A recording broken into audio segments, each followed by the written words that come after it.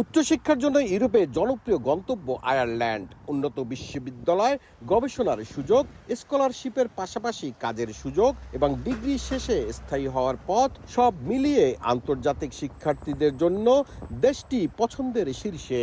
সম্প্রতি বিশ্বের শিক্ষিত দেশের তালিকা প্রকাশ করেছে আমেরিকান সংস্থা সিবিআরই। সেই তালিকার শীর্ষে রয়েছে আয়ারল্যান্ড। 2023 সাল পর্যন্ত তথ্যের উপর ভিত্তি করে রিপোর্ট প্রকাশ করেছে সংস্থাটি। সমীক্ষা অনুযায়ী আয়ারল্যান্ডে 25 থেকে 64 বছর বয়সী জনসংখ্যার অর্ধেকেরও বেশি স্নাতক ডিগ্রিধারী।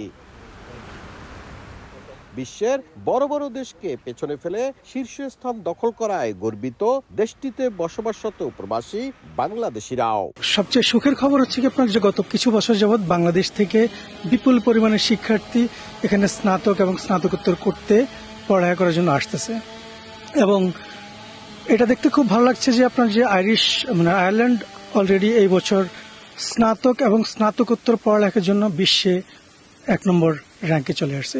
সেটা আমাদের জন্য অনেক সুখবর এবং বাংলাদেশি যারা আছে, বাংলাদেশি স্টুডেন্ট যারা আছে, ওদের জন্য অনেক ইন্সপিরেশন।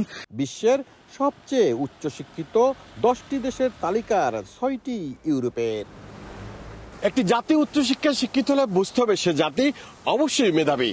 সেই মেধা দিয়ে আরো নতুন নতুন অর্জন যোগ হোক আয়ারল্যান্ডের নামের পাশে। সৈয়দ জুয়েল, সময় সংবাদ, আয়ারল্যান্ড।